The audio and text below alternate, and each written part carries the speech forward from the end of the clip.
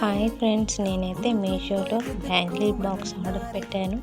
నాకు 96 రూపీస్కి వచ్చింది. బాక్స్లో మొత్తం 4 స్టాండ్స్ ఉంటాయి.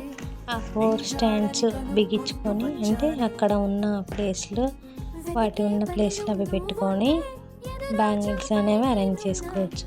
లేదంటే మాకు నచ్చలేదంటే ఆ స్టాండ్స్ తీసుకొని కూడా బాక్స్లోనే బ్యాంగిల్స్, జ్యువెలరీ ఐటమ్స్ మిగతా అవన్నీ కూడా పెట్టుకోవచ్చు. మంచిగా బాక్స్ ఫ్రీ సైజు చాలా బాగుంది.